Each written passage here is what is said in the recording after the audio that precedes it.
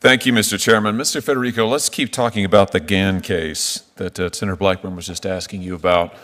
This is a case where the sentencing guidelines recommended up to 240 months in prison. The guidelines range was 210 to 240. Do you remember what range you or what number you asked for from the court as his attorney? I'm sorry, Senator, I don't recall the exact sentence. It's 105, so less than half of the lowest end of the guidelines range. Now, the government in this case said that it was being very lenient. I've just read their sentencing memorandum and yours. I have them all right here. The government said it was being very lenient. Do you remember what they recommended to the court? I'm sorry, Senator, I do not. 189 months. 189. You pushed for 105. Why is that?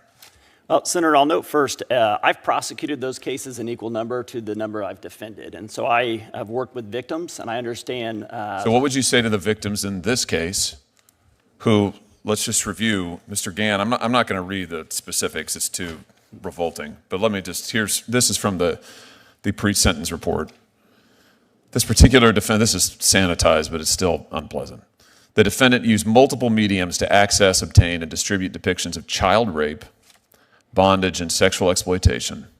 He used dating websites to meet people offering children for sex.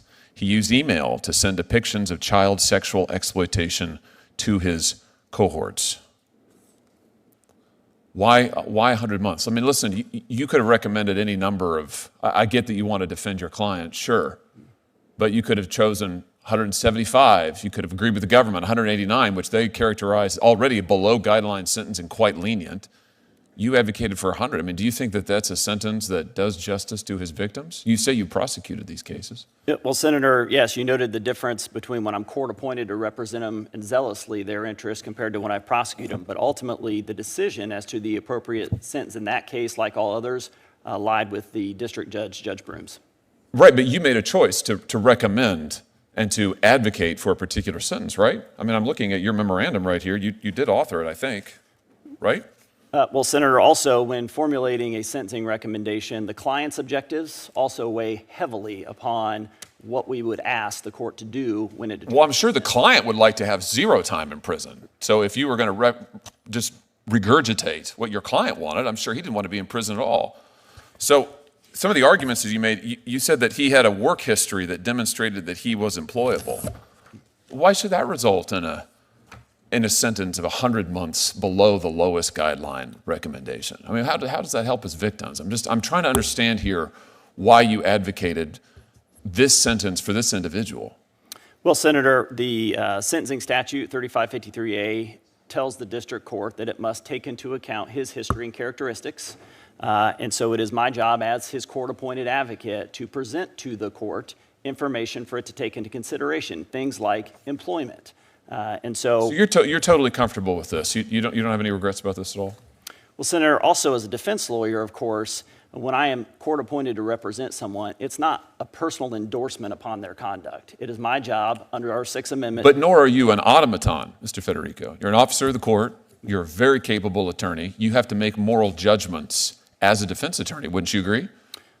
Yeah, of course. Yes, you have ethical obligations as a defense attorney. Wouldn't you agree? I certainly do. You have ethical obligations to the court as a defense attorney. Wouldn't you agree? I do. Okay. So your brain is fully engaged. You have a moral responsibility to society. Listen, I mean, you can recommend as his attorney, you do whatever you want, right? But you're asking here for a lifetime appointment. So I think it's entirely appropriate we ask you about your judgment in these kinds of cases. This is a case with a defendant who committed very serious crimes against children and frankly contributed to a social problem so significant. This committee has recently passed major legislation, I hope will soon pass into law, that would overhaul our system with regard to this crime, and rightly so. So I want to know from you, do you think that the sentence that you recommended does justice to his victims? Senator, I could not agree more about the problem. That's really kind of a yes or no question, I think. Well, Senator, again, on that case, I recommended the sentence weighing. I know you did. Did it do justice to his victims? Ultimately, it's the court that determined his. But you had to make a decision, Mr. Federico. You had to make a decision as his attorney and an officer of the court whether this was appropriate or not.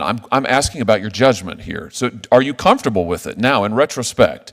Are you comfortable with that? Do you think that that sentence, 100 months, over 100 months less than what the lowest end of the guidelines was, 89 months less than what the government characterized as a very lenient sentence. The court ultimately gave him 165 months, years more than you wanted. Do you think that did justice to his victims? Senator, again, it wasn't my decision as to his ultimate sentence. It was my decision. I don't understand why you won't answer this question. I mean, isn't the answer yes if you're comfortable with it as his attorney? You can't blink your own responsibility in making the recommendation, right? Well, Senator, I just don't recall, in particular in that case. What's to recall? We've talked about all the salient details. I just read you your memorandum. Well, I don't recall exactly how I landed on the specific sentencing recommendation that we made to the court. Yeah. That sounds to me like you know it was a bad idea. It was way low, way, way low, and now you can't defend it. And frankly, neither can I. And for that reason, among others, I'm going to oppose your nomination.